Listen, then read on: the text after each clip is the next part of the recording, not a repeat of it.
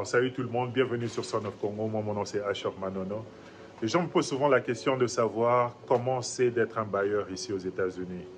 Le bailleur ici, je parle de quelqu'un qui est propriétaire soit d'une maison et soit d'un appartement building et il a des locataires qu'il est en train de manager. Comment ça se passe ici aux États-Unis? Est-ce que c'est quelque chose de difficile? C'est quelque chose de facile? Comment c'est la vie? Les gens me posent souvent cette question, donc j'ai décidé de faire une toute petite vidéo et parler de ça rapidement. Et si c'est quelque chose qui vous intéresse, restez branchés et on en parle dans quelques instants.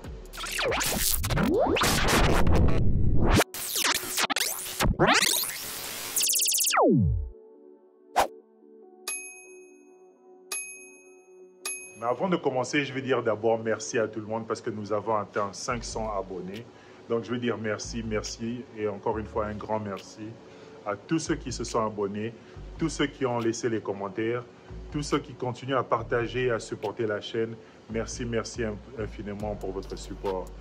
Son of Congo, comme je disais, c'est une chaîne où je partage mon expérience. Je ne suis pas là pour me vanter, je ne suis pas là pour vous dire ce que vous devez faire. Je suis là, excusez-moi, il fait vraiment très froid à l'extérieur. Je suis là seulement pour partager mon expérience avec vous. En tant qu'Africain, je crois qu'il est important que nous puissions partager nos expériences, non seulement avec les autres Africains qui sont ici aux États-Unis, mais ceux qui sont ici en Afrique. Ça va leur permettre d'avoir un blueprint, ça va leur permettre de voir ce que les autres sont en train de faire et peut-être essayer même de faire de leur façon aussi, ou bien d'imiter de leur façon dans le pays où ils se trouvent. Donc je trouve qu'en tant qu'Africain, il est vraiment important que nous puissions partager nos expériences. Si vous êtes un Africain qui a pu faire quelque chose, vous avez pu vous acheter un building, vous avez pu trouver un boulot, vous avez pu faire quelque chose dans la diaspora, il est important pour vous de pouvoir partager avec vos frères africains, vos sœurs africaines. Et c'est comme ça que vous allez grandir, qu'on va grandir notre continent. Et c'est comme ça qu'on va commencer à partager le knowledge. Et comme je dis toujours, en Afrique, notre éducation n'est pas la meilleure. Donc, pour ceux qui ont l'opportunité d'avoir une meilleure éducation ou bien une meilleure expérience quelque part d'autre, que ce soit dans un pays de l'Afrique ou bien dans un pays européen ou bien asiatique ou bien quelque part d'autre, si vous avez cette expérience, essayez de partager cette expérience avec les autres Africains et essayez de les aider de cette façon. Donc, c'est un peu ça que j'essaie de faire dans cette émission. Et merci beaucoup pour le support. Et 500 abonnés, ce n'est pas quelque chose de facile. Donc, je suis vraiment très reconnaissant. Et merci, merci. Encore une fois, merci pour le support. Mais comme je disais, l'émission d'aujourd'hui, on va parler de bailleur, être un bailleur ici aux États-Unis. Les gens se posent souvent la question de savoir comment c'est. Est-ce que c'est quelque chose de facile? Comment je passe ma journée et tout ça? Et la première chose que je veux vous dire est que être un bailleur, ce n'est pas quelque chose de facile. C'est presque un full-time job. Ça dépend vraiment de votre situation, mais c'est presque un full-time job. C'est-à-dire que c'est quelque chose que vous devez vous occuper de votre maison ou bien de votre building chaque jour pour être sûr que tout va bien. Parce que si les choses ne vont pas bien, comme dans tous les business, vous êtes là pour faire un profit. Ça veut dire que vous avez des dépenses et vous avez des revenus. Et à la fin de la journée, at the end of the day, vous voulez faire un profit. Donc c'est ça le goal principal ici. C'est pas qu'on essaie de faire quelque chose d'autre. Le goal principal vraiment en tant que bailleur, c'est faire un profit. Ou bien at least que vous puissiez break even. Donc, si votre goal est de faire un profit, la première chose que vous devez penser, la première chose sur laquelle vous devez penser en tant que bailleur, c'est vos locataires. Parce que le locataire, c'est la personne qui va vous emmener de l'argent. Et quand vous parlez en termes de locataires ici aux États-Unis, vous êtes en train de parler vraiment de deux genres de locataires. Soit vous avez quelqu'un qui travaille pour lui-même, ou bien il travaille pour une compagnie, ou bien il travaille pour le gouvernement. Ou bien vous avez quelqu'un qui est dans le social. Et les gens qui sont dans le social, ce sont des gens qui ne font pas assez d'argent dans leur boulot. Ils ont des petits boulots ou des fois ils n'ont même pas de boulot. Et ils attendent l'assistance une assistance du gouvernement.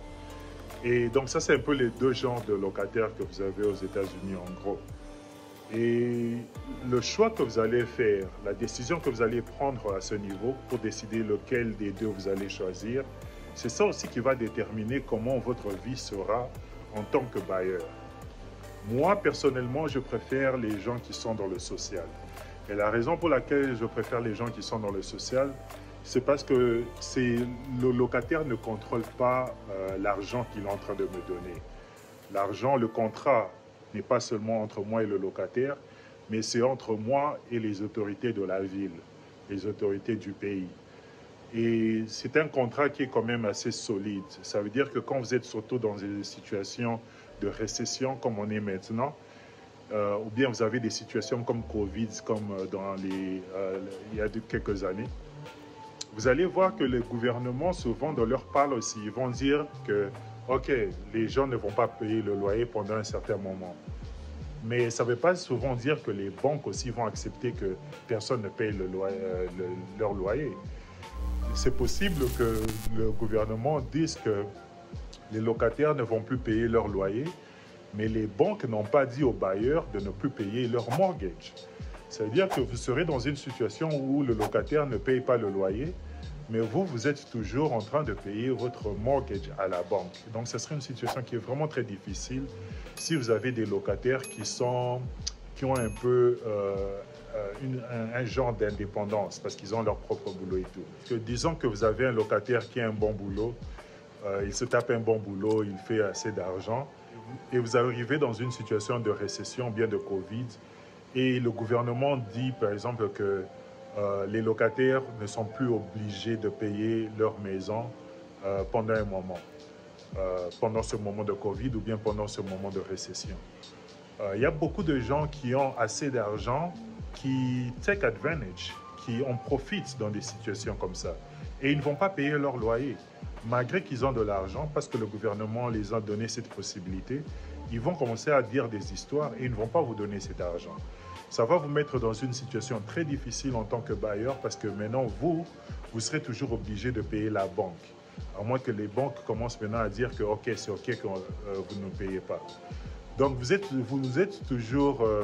il y a possibilité que vous soyez toujours dans cette situation-là où le locataire ne vous donne pas de l'argent, mais vous êtes toujours obligé de payer la banque. Mais quand vous avez un locataire qui est dans le social, que ce soit une récession, que ce soit Covid, le gouvernement, eux, ils vous envoient directement l'argent dans votre compte pour le locataire. Donc ça, c'est un grand avantage que vous avez quand vous avez des locataires qui sont dans le social. La première, ça c'est déjà la première chose qui rend un peu la vie facile pour moi en tant que locataire, en tant que bailleur, parce que je n'ai pas besoin de courir après mes locataires. Donc ça rend vraiment ma vie très facile. Il y a un aspect négatif dans tout ça, et l'aspect négatif est surtout parce que la qualité, c'est quand vous êtes en train de parler de la qualité du locataire. Les gens qui sont dans le social ont souvent des grandes familles, les gens qui sont dans le social ont souvent des enfants, et vous allez voir que des gens dans cette situation-là, votre building ou bien votre maison aura assez de damage. C'est-à-dire que vous allez sentir vraiment qu'il y a des gens qui ont habité dans cet appartement. Quand eux ils vont quitter, vous devrez faire, si vous ne choisissez pas des bonnes personnes, il y a des fois où vous devez faire beaucoup de réparations avant de mettre quelqu'un d'autre. Donc ce sont des coûts qui sont ajoutés sur vous, et il y a beaucoup de bailleurs qui évitent tout ça. Il dit que c'est mieux que je prenne un locataire qui est responsable, qui a un bon crédit, qui a un bon boulot, parce qu'eux, ils sauront comment manager et protéger mon appartement. Quand eux ils vont partir, je pourrai mettre facilement quelqu'un d'autre après que j'ai fait un peu d'amélioration et tout ça. Mais quand vous mettez des gens du social, vous vous disiez que ce sont des familles, ce sont des gens peut-être qui n'ont pas une éducation très élevée, ce sont des gens peut-être qui ont des bad credits, ça veut dire qu'ils n'ont rien à perdre. Ils peuvent facilement abîmer votre appartement et ça va vous coûter beaucoup. C'est vrai que vous aurez votre argent pendant qu'ils seront là, mais quand ils vont quitter, vous aurez quand même du boulot à faire, un investissement à faire avant de mettre quelqu'un d'autre à l'intérieur. Mais ce n'est pas toujours le cas, mais c'est quelque chose qui arrive souvent. Donc, c'est quand même un risque quand vous décidez d'être locataire, d'avoir des gens qui sont dans le social. Donc, pour faire un quick summary, la chose qui va vous aider en tant que bailleur, qui va déterminer comment vous serez, c'est un, les locataires, et deux, ce sera vos dépenses. Donc, si vous avez fait un bon choix avec vos locataires et que vous avez fait un bon choix avec votre building ou bien votre maison et que vous arrangez vraiment tout ce qui se passe à l'intérieur, vous allez voir que au fur et à mesure que vous êtes en train de manager votre maison, ce ne sera plus vraiment un problème. Toutes les histoires seront arrangées, vous aurez des petites dépenses ici et là, mais en gros, ça ne sera pas vraiment un grand problème. Comme vous le constatez avec moi, vous allez voir que derrière moi, il y a des fours et tout, parce que ici, je suis dans mon garage, et vous allez voir qu'il y a des fours. Donc, une fois que vous remplacez des histoires comme ça, vous voyez, il y a 2 frigos là-bas, et vous allez voir, il y a 2 fours, et ça, c'est quelque chose que j'avais remplacé quand je me suis acheté le building. Et une fois que vous remplacez des histoires comme ça, vous n'avez plus besoin de le faire. Donc ça, c'est quelque chose qui est... Vous avez un investissement qui est grand initialement, mais une fois que vous faites cet investissement, vous n'avez plus vraiment de problème. Et c'est la même chose avec votre appartement à l'intérieur. Une fois que vous avez fait des travaux, tout ça, et c'est ça que moi j'ai fait, j'ai voulu faire des travaux pour ne plus avoir des petits problèmes et tout ça. Donc ça, c'est quelque chose qui va vraiment rendre votre vie facile. Aujourd'hui, j'ai une inspection que je dois faire. Et c'est ça le problème aussi avec les gens qui sont dans le social. Parce que quand vous avez des gens qui sont dans le social, le gouvernement ou bien les autorités de la ville doivent faire à chaque fois des inspections pour être sûr que les gens qui sont en train d'habiter, qui sont en train de bénéficier de l'argent du gouvernement sont dans des bonnes conditions. Donc aujourd'hui, j'ai un locataire qui doit ils doivent envoyer des inspecteurs pour inspecter son appartement. Et hopefully, ça va bien se passer. Donc je suis ici un peu dans mon garage pour regarder s'il y a des histoires qu'il faut arranger et tout ça. Malgré que bon, ils vont pas checker le garage, mais il y a quelque chose, il y a une salle, j'ai une salle de laundry où les gens, où les locataires lavent leurs habits et tout ça. Et il y a une machine qui apparemment ne fonctionne pas, donc je dois checker cette machine et voir comment je peux appeler les gens pour la réparer. Donc il y a quand même des dépenses à faire quand vous êtes un locataire. Il faut être sûr que vous avez toujours assez de moyens à côté pour répondre à toutes ces dépenses. Donc c'est un peu ça la vie d'un locataire. En gros, ce n'est pas quelque chose de vraiment difficile. Ça peut être difficile si les expenses, si les factures et toutes ces histoires commencent à devenir vraiment too much pour vous. Donc, comme dans tous les business, soyez sérieux avec tout ce que vous êtes en train de faire. Soyez sérieux dans votre choix de locataire. Soyez sérieux dans comment vous êtes en train d'investir, d'arranger votre building. Et vous allez voir que les choses seront faciles pour vous. Si vous êtes un locataire ou bien un bailleur qui néglige beaucoup son building, vous allez voir que les problèmes vont commencer maintenant à s'accumuler. Et c'est là que votre vie sera vraiment très difficile en tant que bailleur. Mais pour moi, comme je dis, que c'est vraiment très facile parce que j'avais fait tous mes investissements initialement. Et maintenant, c'est seulement des petites retouches que je suis en train de faire. Et comme je dis, l'argent est en train de venir à partir du gouvernement. Donc, je n'attends rien vraiment de mes locataires. Ici, je suis dans mon garage. Je vais un peu vous montrer comment c'est.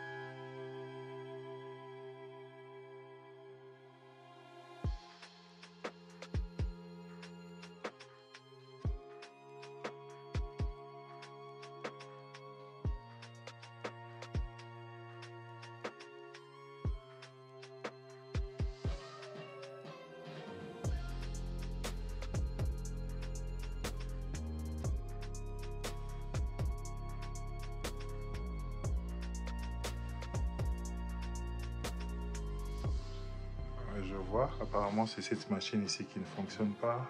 Vous voyez, il y a l'eau qui est là. Je ne sais pas ce qui s'est passé.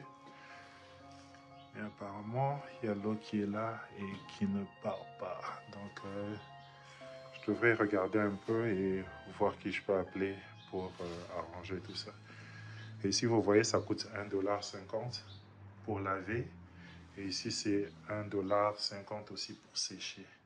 Bon, avec la récession, là, je dois penser à augmenter le prix. Mais ça, c'est la salle où les locataires viennent pour faire leur laundry. C'est une petite salle. Je crois que il faut la nettoyer, mais bon. C'est une petite salle là, il fait vraiment froid.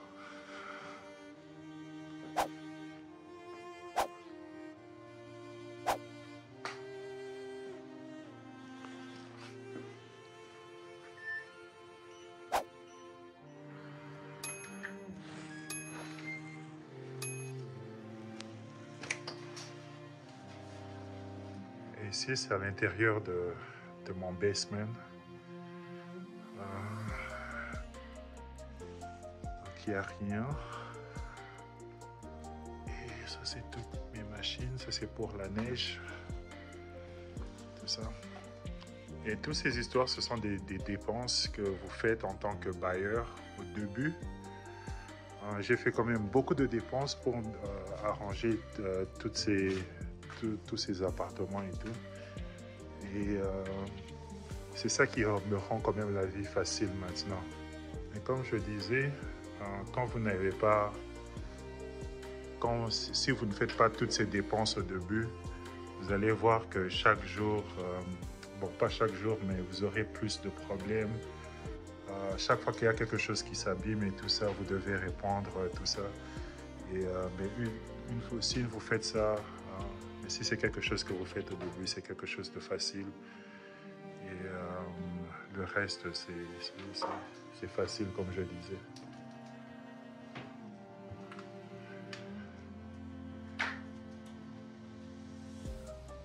Donc tout ça, c'est ici que je garde...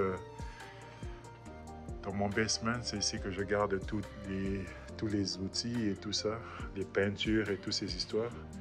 Soit je les garde ici, soit c'est dans le garage. Et ici, c'est quelque chose d'autre, je vais vous montrer. Donc, il y a les peintures, il y a des carreaux. Il y a quand même assez beaucoup de choses ici.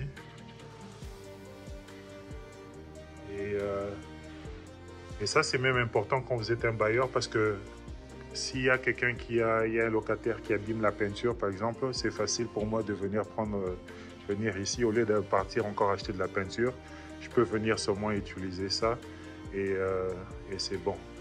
Et c'est la même chose avec beaucoup de choses qui se trouvent ici, où je peux seulement utiliser ce qui était resté quand on avait arrangé l'appartement. Donc, il n'y a plus vraiment beaucoup de dépenses à faire, il n'y a plus de dépenses majeures à faire. Parce que j'avais fait, comme je disais, j'ai fait toutes ces dépenses au début. Et la raison pour laquelle, si vous avez suivi les autres épisodes, que ici où j'habite, c'est pas permis encore que les gens puissent habiter dans le grenier. Malgré que le grenier est un peu près, donc il faut seulement l'arranger, tout ça. Mais de ce côté de la ville, on ne nous a pas encore donné la permission de pouvoir mettre quelqu'un dans les greniers. Mais une fois qu'on a cette permission, hopefully, je serai en mesure d'arranger ça et faire un appartement ici où je pourrais mettre quelqu'un d'autre. Donc pour l'instant, c'est un peu comme un storage. Je peux faire devenir ça quelque chose comme un game room ou bien un office room ou quelque chose comme ça. Mais c'est vraiment un appartement. C'est seulement les règles de la ville et tout ça. Ce sont les chauffages et tout du premier niveau. Et ici, c'est la toilette. Et de l'autre côté, c'est la salle de bain. Bon, pas la salle de bain, la cuisine, je veux dire. Ici, c'est la cuisine. Donc, cet appartement ici quand il sera terminé, sera pratiquement moins cher que les autres parce qu'il est un peu plus petit. Et la personne qui avait ça avant, il avait mis son système de sécurité ici en bas. Moi, mon système de sécurité, il est différent. Mais ça, c'est l'ancien système de sécurité qu'il avait laissé ici. Donc, c'est tout ça. Donc, c'est un peu ça la vie d'un bailleur. Ce sont les dépenses, votre façon, si vous pouvez manager les dépenses et manager aussi votre profit, c'est ça qui va un peu vous rendre la vie facile. À part ça, il y a des stratégies comme la stratégie de pouvoir acheter d'autres maisons, tout ça, où vous retirez de l'argent dans la banque pour mettre ça dans une autre maison. Ça, c'est une autre stratégie dont vous devez aussi penser en tant que bailleur. Mais en gros, pour manager vraiment votre property, c'est quelque chose qui est bon, je ne veux pas dire que c'est quelque chose de facile, mais c'est toujours quelque chose qui est... c'est quelque chose que vous pouvez manager facilement si vous avez fait votre investissement au début. Donc c'est un peu ça. Je voulais seulement un peu vous montrer le basement, comment ça se trouve. Et ça, c'est la salle. Vous avez remarqué que les poignées sont aussi électroniques. C'est bloqué. Donc c'est un peu ça.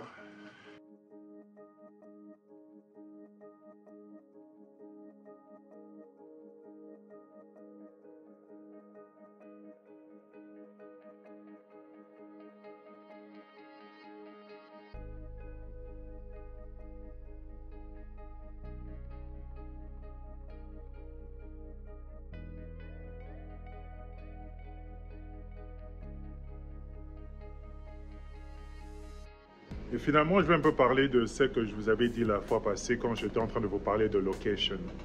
Quand vous êtes en train d'essayer d'acheter une maison, c'est vraiment important que vous puissiez déterminer, trouver une bonne location, un bon endroit. Et la raison pourquoi vous devez le faire, c'est parce que je vous ai dit dans un autre épisode que moi, dans ma stratégie de real estate investment, la valeur de la maison, que ça monte ou que ça diminue, c'est pas quelque chose qui était vraiment important pour moi. Parce que comme je vous disais, il y a des gens qui achètent des maisons, ils forcent l'appreciation de la maison et ils revendent la maison. C'est ce qu'on appelle ici aux États-Unis un flip. Ça veut dire que vous achetez une maison, vous faites des réparations ou bien vous mettez quelqu'un à l'intérieur. Une fois que la valeur augmente, de la maison augmente, vous revendez cette maison à quelqu'un d'autre et vous retirez l'argent que vous avez fait au-dessus de profit. Ça, c'est pas quelque chose, c'est pas une stratégie qui m'intéresse. La stratégie qui m'intéresse, c'est une stratégie qu'on appelle buy and hold. C'est-à-dire que vous achetez la maison et vous restez avec cette maison, vous mettez des propriétaires et vous faites un cash flow chaque fin du mois. Donc ça, c'est ma stratégie à moi. Et ce que je disais dans cet épisode était que cette stratégie-là, pour moi, que le prix augmente ou que ça descend, le prix de l'immobilier, de ma maison, que ça augmente ou que ça descend, c'est pas important pour moi parce que je ne compte pas la revendre. Mais au fait, elle est quand même, cette stratégie, le prix de la maison impacte aussi ma stratégie. Parce que dans ma stratégie, je suis en train d'utiliser l'argent que j'ai mis dans le building. Je suis aussi en train d'utiliser mon appreciation pour acheter un autre building. C'est-à-dire que si le prix de mon building, disons que j'achète ma maison à 200 000 $, le prix augmente jusqu'à 236 000 $, et puis on arrive en 2023, c'est une année de récession, mon prix diminue jusqu'à 210 000 $. C'est-à-dire qu'au lieu de 30 000 $, maintenant je peux seulement retirer 10 000 $. Et ça impacte maintenant l'argent que je veux mettre pour m'acheter un autre immobilier. Donc le prix de la maison impacte quand même aussi dans ma stratégie. C'est pour ça qu'il faut savoir où vous devez vous acheter une maison. Ce qui est bien ici à Chicago est que même quand le prix des immobiliers descend ou bien en train de chuter partout aux États-Unis, vous avez des États comme Chicago, vous avez des États comme New York, vous avez des États comme Californie, où le prix de l'immobilier chute difficilement. malgré que c'est cher, ça chute difficilement. Et de ces 3 États-là, Chicago, c'est l'un des États qui vous donne, où vous pouvez vous acheter des maisons à un bon prix par rapport aux deux. Si vous allez à Californie, ça coûte très cher de vous acheter une maison. Si vous allez à New York, c'est la même chose. Mais comme vous le faites à Chicago, malgré que les prix des maisons sont élevés, malgré que les loyers sont élevés, c'est quand même assez facile de vous taper un building ou bien une maison à un prix qui est très bas. Et c'est ça qui est vraiment un avantage avec le marché ici à Chicago. Le marché des villes comme Dallas, c'est un marché qui est bien, mais vous voyez, les maisons sont en train d'augmenter et l'année prochaine, on prédit qu'il y aura des maisons qui vont diminuer de prix. Où vous allez voir qu'ici, peut-être à Chicago, ça sera difficile que les maisons diminuent de prix. Donc c'est un peu sur ça que je suis en train de compter, que les prix ne vont pas diminuer à Chicago, que les prix vont continuer à augmenter à Chicago et que je serai en mesure de retirer cet argent pour mettre dans une autre property.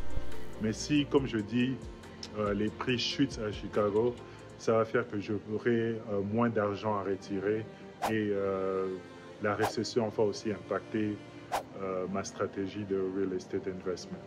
Donc le prix de l'immobilier, je voulais seulement corriger et que le prix de l'immobilier aussi impacte ma stratégie. Peut-être pas comme les autres qui essaient de vendre directement, mais ça impacte aussi ma stratégie en termes d'appreciation, en termes de line of credits, combien d'argent je peux retirer de ma maison et mettre dans quelque chose d'autre.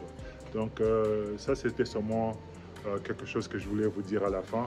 Si vous avez des questions à poser, si vous êtes un locataire ou bien si vous êtes un bailleur et que vous avez des questions à poser, vous voulez connaître comment c'est d'être un bailleur comme ça, vous voulez comparer peut-être avec les villes où vous vous trouvez ou bien les pays où vous vous trouvez, laissez-moi un commentaire, laissez-moi un message et on continue la conversation avec Son of Congo. À plus.